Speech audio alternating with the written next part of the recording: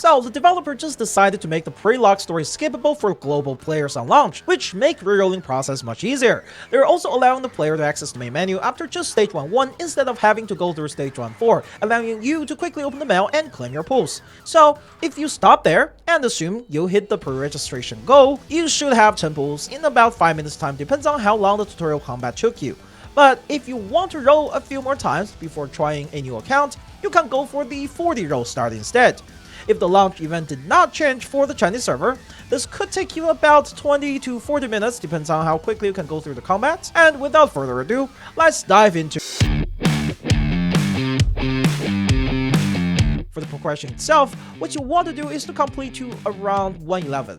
Then after that, dump most of your stamina into the experience stage. Outside of getting the first time clear reward, this will also quickly level up your account. There should be an account level reward at level 3 and level 5 that each give you 10 pulls and go directly to your mail. Combined with the beginner reward, trace reward, and first time clear reward, you should be sitting around 40 pulls in total at this point. Now, this method is rerolling one account, but there is something else you can do to reroll multiple accounts at the same time, assuming you're using a computer. What you want to do is to download the emulator that has synchronization function like BlueStack, not sponsored by the way, and the function will mirror the action of all open emulators and allow you to roll on multiple accounts at the same time. Now, with how to reroll out of the way, it's time to look at. On release, the game will have 3 available banners: the standard banner that includes all units, the beginner banner that guarantees 1 out of 3 6 stars, and a standard rate-up banner specifically for Sotheby. You can reroll in any of this banner, depends on what you feel like, but here are some of the recommendations I have. First, if you really want to reroll for the best start, you should be rerolling either in the rate-up banner for Sotheby or the standard banner for a early 6-star. The beginner banner only costs 30 pulls to get your guarantee, and all 3 units on there are pretty decent to the point where you don't really need to reroll for a specific one. The rate-up character Sotheby is a very strong healing poison support that holds up reasonably well in the future team, and is one of the better units if you want to use poison team after 1.2. Poison also counts as debuff, which help with skill and passive that only take effect when the enemy are debuffed. Additionally, poison is counted as true damage, which can bypass certain mechanics. I highly recommend getting 1 copy of her as your reroll target, as this will likely be the only time she will have a rate up for a very long time. Outside of Sotheby, who is on rate-up banner, there are a few other standard units that's worth looking at as your reroll target. Centurion is the most powerful DPS there is in the standard banner. Even at 1.3, she is still one of the strongest DPS in the game. Her passive greatly boosts her damage based on how much Moxie she has, which is the energy used for ultimates in this game. And her skill, Victorious General, is one of the strongest single target skill there is when used at high Moxie. If you get her, you're pretty much set for the Team 1 DPS for a very long time. Her standard rate-up banner will appear in patch 1.3. Druid 3 herself bring the entire plant element up to another level thanks to her Insight 3 passive, where she will permanently give plant team healing when damaged, which is basically a damage reduction, and lifesteal. She's also extremely powerful due to her skill can petrify and prevent enemy from acting for a turn. Her standard rate-up banner will appear in patch 1.2. Anali is a very strong support character who can both provide damage buff to the team and stun enemy with her skill. She has a very strong passive that passively increases her skill level during combat every other turn, and her ultimate also level up her skill for 2 turns. Her standard rate-up banner will appear in patch 1.2.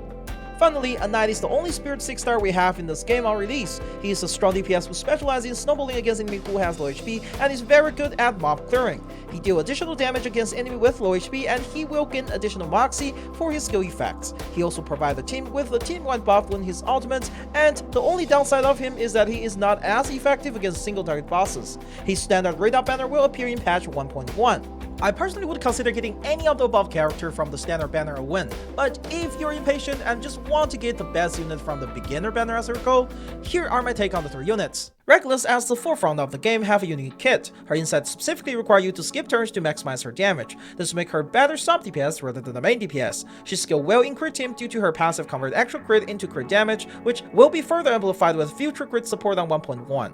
She also has strong utility in her kit. Her AoE skill is able to strip enemy Moxie on crit, thus denying enemy ultimate usage, and her ultimate provides team-wide immunity against non-ultimate attacks, allowing her to cheese certain stages with strong enemies. Her standard rate-up banner will appear in patch 1.2.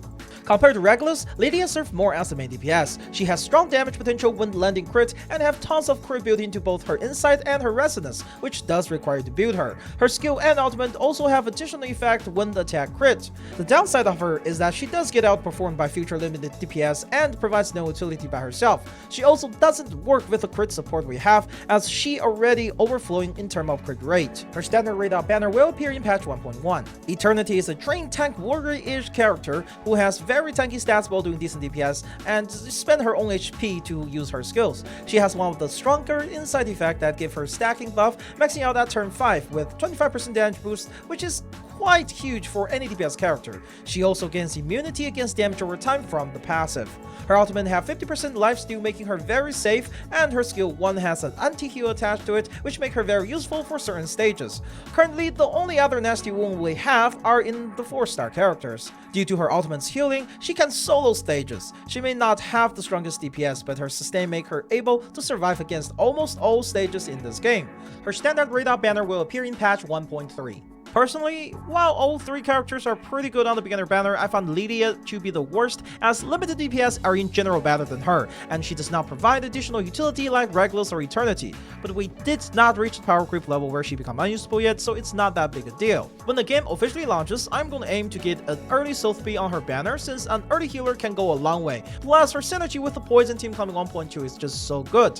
After that, I'll be picking whatever I can from the beginner banner. Then, if I am struggling with a functional team, I might pull a little bit more in the Sotheby banner.